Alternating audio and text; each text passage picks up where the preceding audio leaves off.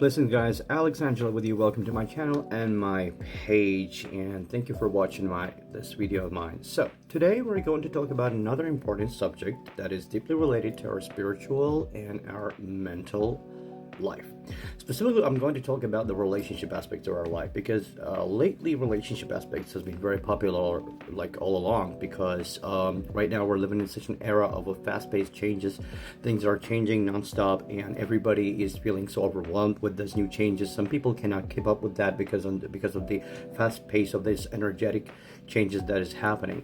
So usually a lot of my clients, a lot of my followers come up to me with a lot of questions related to their personal life, and specifically with the partnership that they have in their life. Some of them are, of course, are unsatisfied with this partnership and want to know how to improve those in relationship with their partners. At the same time, others are trying to figure out how to be able to attract a healthy relationship, and if that's actually a possibility. So that's why I have decided today to talk about the types of the relationship that we can have in our lifetime, and that we can basically confront with. And not all those types of the relationship are meant to be our real relationship or our solid relationship that we're going to have for the rest of our lives. Some people are meant to have a relationship. Some people are meant to be in a relationship, where some people are just simply not, and that's not a bad thing.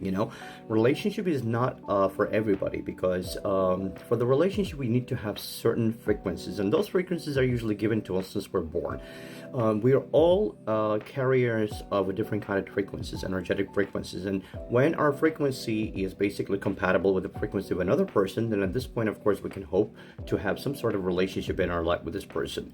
But at the same time, sometimes frequencies can actually attract some wrong people, or people that are needed in our life right now, not to be our soulmates, not to be our karmic partner, but more likely to be our, let's say that, test on this earth. Or some people have a tendency to repeat the behavioral patterns in the relationship, and unfortunately always ending up getting hurt or getting betrayed in the relationship. So what is it, and why is it happening in our life? That's a very important question. And of course, for this case, I decided that I'm going to talk about the type of partners that we encounter during our lifetime on this earth, and what kind of partners they are. First of all, we're going to talk about three important category of partners that we do encounter in our life. The first one is the twin flame, the second one is your soulmate, and the third one is the karmic partner. So all those people are in the same category of the karmic relationship, of course, but each of them carry very different and very certain message in this kind of situation. So the twin flames. What is the twin flame? The twin flame is the energy that when you meet the person first, and you can all of a sudden understand and see this passion and see this attention that just burst out right from the first second that you meet each other, and you feel like, oh my god, like I've kind of known this person for years and years, as if I have known this person like from my past life. Or even though you have just met this person, the sympathy level can be right on the high. You can feel really interested, and at the same time really challenged with this situation, because the twin flame relationships are usually quite playful, which can turn out to be quite painful in the end if we do not see and if we do not learn the lesson that the twin flame is trying to give us. So the other symptomatic of the twin flame relationship is like when you meet the person, not only you feel like you've known this person for a very long time, even though, again, as I mentioned earlier, you met this person just probably lately, but also the feeling that you're both craving this deep connection, deep relationship, but somehow still keep on pushing each other away with the behavioral pattern. It's like our comfort zone or our behavioral patterns not really allowing us to be able to make those steps towards each other, so that we can get aligned in this peaceful relationship. But why is that happening? Well, the answer in this current situation is because the twin flames relationship are not supposed to be the relationship at which you should stop. Twin flame relationship is only given to you to more likely reflect yourself.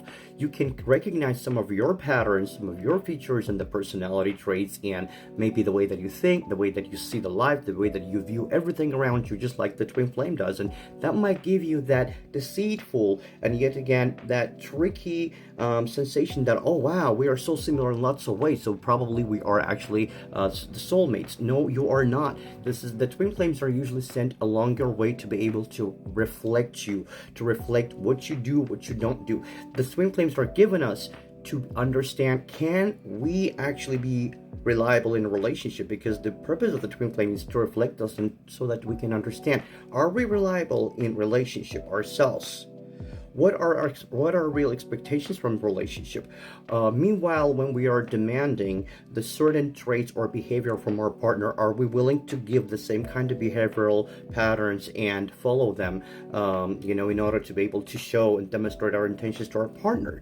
Because whatever you're going to be able to see in the twin flames actions and behavior is more likely going to reflect you and your current behavioral pattern. So that's why usually the twin flame relationship has this feeling of like we are kind of together, we are kind of getting together, we're so attracted to one another, but at the end of the day, something's always happening, we're always arguing, we're never there, like it just does not click.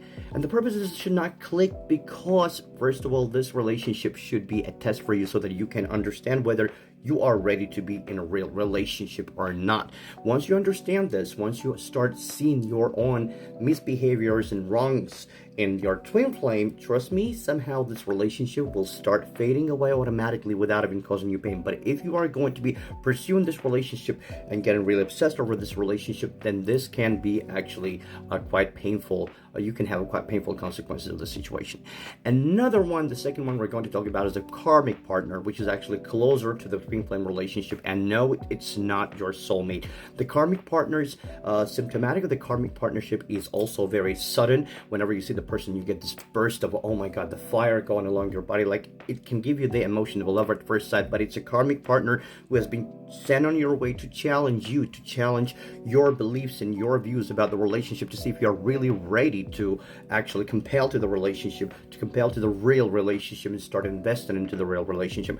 Usually the karmic partner causes us a lot of problems because they are very different to us, even though we don't understand what is it that attracts us to them. Mainly it could be the physical attraction, which is the very strong sexual desire of being with the partner together, obsession, or jealousy, love obsession. This is all usually has to do a lot with the karmic partner, and why it's happening is because probably in our past life we did something wrong with this person's soul, or we had kind of hurt them, or we caused them pain, and now in this life the energy of the justice is actually bringing it back into our life. We need to make this lesson through.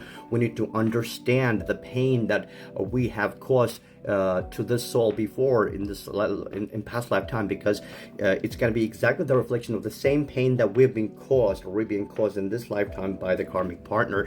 And once we understand it, and once we really come to a point to accept and understand and all our mistakes and our ego, and understand that sometimes it's better to let go of our ego and just give in to the energy of the flow, and then you will more likely have learned the karmic lesson, and this situation more likely end up tragic or painful for you.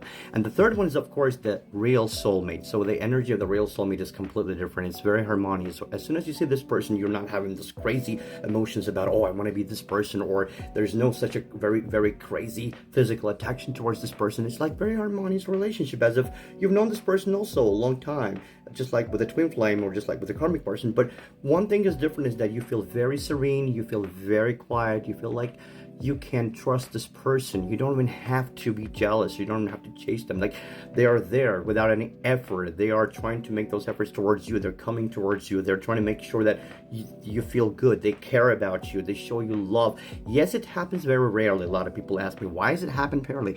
Because a lot of people, unfortunately, do not make it to that soulmate. In order to make it to that soulmate, we need to first learn the lessons, the karmic lessons, through the twin flame and then the karmic partner. And eventually, if we make those lessons, if we deal with our ego and accept the energy of our ego, then of course finally we'll get to the turn of our real soul mate. That's why usually our soulmates come to our lives a little bit later in our lifetimes, not usually the sooner, because the first probably 2 decades, 3 decades of our lifetime, we're still dealing with our karmic debts from our past relationships or lives, and that's when we are most likely going to deal with the twin flames and the karmic partners before we get to our real soulmate. The soulmate energy is very serene, and the soulmate energy will never make you worry. They will always make sure that you're safe, protected, loved, and always there.